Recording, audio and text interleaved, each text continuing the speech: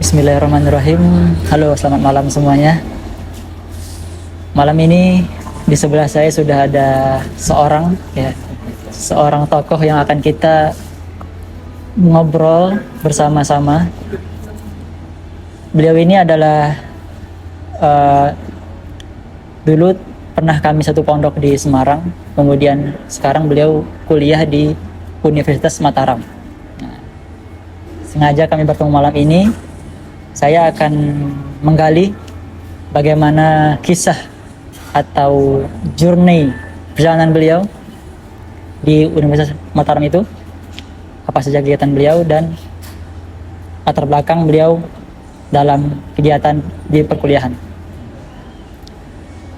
Mungkin pertama kita akan kenalan dulu ya, bagaimana dari latar belakang dan nama, asal, dan kuliah sekarang bagaimana? Langsung aja ya? Langsung aja. Oke. Sebelumnya perkenalkan, nama saya Fenal Juni Harian. Teman-teman bisa panggil saya Fenal. Saya berasal dari Desa Jeruaru, Kecamatan Jeruaru, Kabupaten Lombok Timur, Nusa Tenggara Barat, yang saat ini sedang berkuliah di Universitas Mataram di Lombok. Ya, seperti yang disampaikan tadi, saya dulu sempat satu pondok dengan Mas Bro Aan ini ketika di Semarang. Apa lagi? Saya manggil Bang aja ya. Bebas saya. Bang Final, ini kita dulu satu pondok ya. Kemudian kita lulus dan sudah sekitar 2 tahun lebih lah kita nggak berjumpa kembali. Nah sekarang apa nih kegiatan Bang Final di Lombok? Oke, as generalnya dulu ya.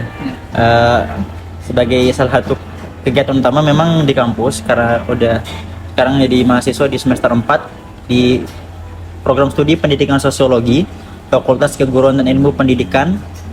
Dan kebetulan nih Mas ya, buat tahun ini mungkin kalau kita berbicara secara akademis juga maupun non akademis, saya sedang menjabat atau diamanahi sebagai Ketua Himpunan Mahasiswa Program Studi Pendidikan Sosiologi. Jadi ada tanggung jawab selain hanya untuk mengejar apa yang akan dikerjakan di kelas. Selain itu juga secara eksternal, saya sejak tahun 2022 di pertengahan itu 2022 pertengahan sekitar bulan Juni itu sampai sekarang menjadi salah satu wartawan di media lokal di NTB yang namanya ntbpost.com, dan sampai sekarang sudah aktif menulis berbagai macam artikel dengan pemberitaan dengan berbagai macam rubrik. Kalau untuk sebenarnya kayak gitu aja sih kegiatan, dan mungkin ada kegiatan-kegiatan lain yang di luar itu yang memang secara personal dikerjakan. Masya Allah, ternyata Bang Final ini sekarang sudah jadi Ketua HMJ jurusan Sosiologi ya Mas? Pendidikan Sosiologi. Oh, Pendidikan Sosiologi. Dan juga Bang Final ini jurnalis NTB Post, benar nih? Betul.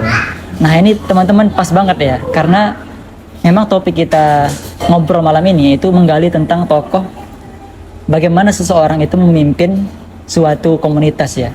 Nah kebetulan saya dapati di sini Bang Final, teman lama saya ini, sahabat lama saya, ternyata sekarang juga tokoh pemimpin di Himpunan Mahasiswa Jurusan Pendidikan Sosiologi. Nah ini menarik, karena gimana menariknya? Karena sebelumnya kita berdua ini adalah santri ya, santri penghafal Quran, benar Mas? Betul. Ya, kita sama-sama belajar dari ustadz yang sama, dididik dengan cara yang sama, kemudian akhirnya kita berbeda jalan ya. Saya di kuliah di Jogja, beliau kuliah di Mataram, Universitas Mataram. Nah, yang ingin saya tanyakan kepada Bang Final, dalam posisi Bang Final itu yang latar belakangnya mengenyam segala hal-hal yang berbau keislaman ya, tentu sudah memahami yang namanya syariat, apa batasannya. Kemudian qadarullah diamanahkan melalui pendidikan sosiologi ini untuk mengetuai sebuah himpunan jurusan. Nah, dari latar belakang tersebut, apa saja nih tantangan Bang Final yang Bang Final hadapi mengenai, jika kita tarik kembali sebagai background Bang Final yang sebagai santri tahfiz gitu? Di sini secara umum saya memegang 2 prinsip, atau memang ada 2 dasar. Kenapa? Mungkin banyak pertanyaan dari teman-teman, kenapa kami yang dari pondok itu memilih untuk terjun ke dunia yang non pondok dan tidak berkaitan dengan apa yang kami dapatkan di pondok. banyak yang mengira ketika kami selesai di pondok itu akan kenapa nggak milih tetap aja ngajar di pondok, melanjutkan studi tentang Al-Quran segala macam, atau mungkin ketika ingin kuliah ke kuliah yang arahnya ke arah yang relevan gitu, entah itu dengan jurusannya atau dengan kampus-kampus yang ada di Timur Tengah gitu. Nah, tapi saya ada dua keyakinan di sini, saya ada dua pandangan yang saya pegang sampai sekarang. Yang pertama itu kalau kita melihat di Al-Quran, di Quran surah Al-Qasas, saya lupa itu ayat berapa masaan, tapi saya ingat posisinya di mana. Di sana dikatakan bahwasanya di dalam ayat itu wabtaghi fima atakallahu darul akhirah wala tansa nasibaka minad dunya. Jadi silahkan cari apapun dan sebanyak apapun tentang akhirat, tapi jangan sampai kita melupakan nasib kita yang ada di dunia. Dan satu lagi yaitu pesan dan salah satu wejangan dari pimpinan pondok kami di pondok cabang pondok pusat Wadi Mubarak di Bogor. Saya pernah mendengar kata-kata beliau, Ustadz Didik Haryanto, mengatakan kalian setelah selesai di pondok ini tidak semuanya akan menjadi ustadz, tidak semuanya akan kuliah ke Timur Tengah, tidak semuanya akan berkaitan kegiatannya dengan Al-Quran. Ada yang menjadi pengusaha, ada yang akan kuliah umum, ada yang bahkan juga mungkin menjadi polisi atau hal-hal yang tidak berkaitan dengan suasana pondok gitu. Nah, sehingga di sini saya manfaatkan bahwasanya ternyata dakwah itu tidak hanya di atas mimbar. Ketika kita berada dalam satu komunitas yang itu notabene bukan orang pondok, yang saya ketahui dan pahami malah itu adalah ladang kita untuk mendapatkan pahala dan juga hal yang mungkin bisa dikatakan berbeda dengan yang biasanya. Jika orang tersadar atau orang mendapatkan kebaikan melalui mimbar, melalui pengajian, itu hal yang biasa.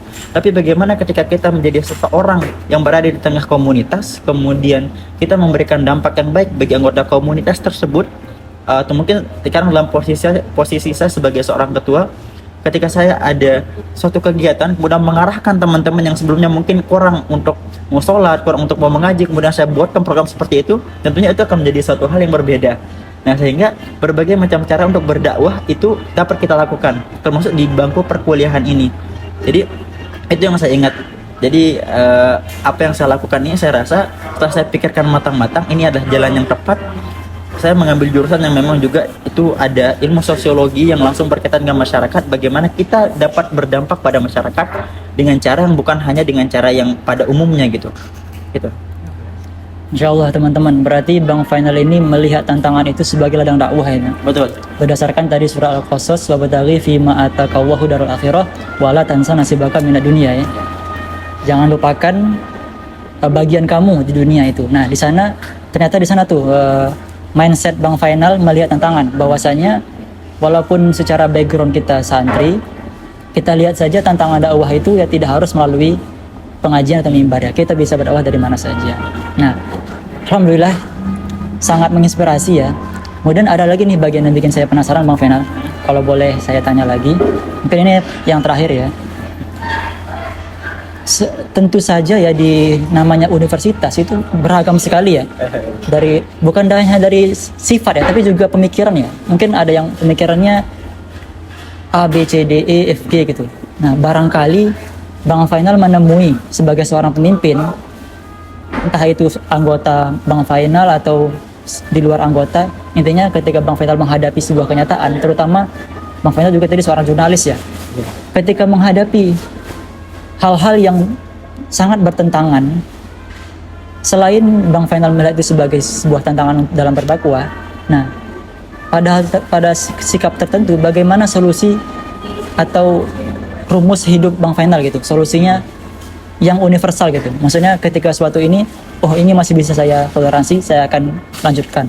Atau yang misalnya yang B, oh ini sudah tidak bisa, saya akan tinggalkan gitu.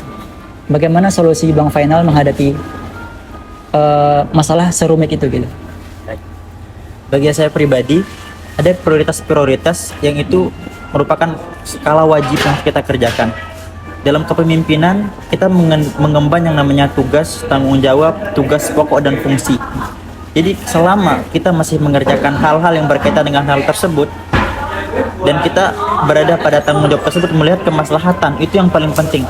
Artinya, memang ketika dalam kondisi, misal saya katakan, kemarin ada kegiatan Desnatalis di prodi saya, yang kemudian saya gerakkan, dan alhamdulillah kami laksanakan itu spektakuler, benar-benar berbeda dari tahun-tahun sebelumnya. Nah, di sana itu ada pertunjukan tari seni. Dan di sana mungkin ada orang yang atau mahasiswi yang tidak menggunakan jilbab dengan berlenggak-lenggok gitu kan. Nah, dalam hal seperti demikian, mungkin secara syariat hal itu tidak dibenarkan gitu kan Iya, misalnya. Tapi kalau kita melihat secara maslahat, tentunya hal itu kita tidak bisa untuk menggunakan satu pandangan yang linear, satu pandangan yang hanya itu saja. Sehingga berbagai macam perspektif kita gabungkan, kemudian baru pertimbangkan. Dalam kondisi tersebut, tentunya saya mau tidak mau harus mengiyakan karena itu merupakan bagian dari acara yang di sana dirangkai dengan berbagai macam pemikiran dan juga kesepakatan bukan dari pihak saya sebagai seorang pemimpin. Karena memimpin itu bukan hanya sekedar otoriter yang harus diikuti, tapi bagaimana cara kita bisa membangun ekualitas yang berada dalam organisasi atau komunitas tersebut. Dan juga memang terhadap bagaimana kita berada di perkuliahan dengan berbagai macam tantangan yang ada.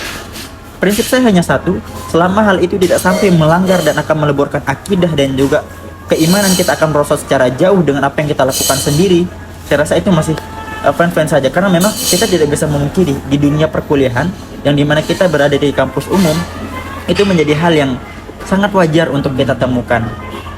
Misal selama hal itu, kegiatan tersebut tidak mengganggu sampai kita nggak sholat atau sampai kita misal berbuat maksiat yang ke arah dosa besar, saya rasa namanya juga kita di masyarakat umum, kita harus bisa untuk mengkondisikan itu, melihat situasi mana yang baik dan mana yang buruk, dan mempertimbangkan kira-kira kalau ini sampai nggak dikerjakan akan terjadi huru hara dan bahkan itu akan menjadi konflik lagi gitu. Itu karena lebih besar. Baik, Masya Allah. Tadi yang pertama, Bang Final ternyata sebelum menghadapi tantangan itu dia sudah punya skala prioritas ya Mas Bang ya. Bagaimana, jadi ketika di depan ada masalah itu dilihat dulu gimana. Kemudian yang kedua, sesuatu itu tidak bisa kita paksakan ya Bang ya.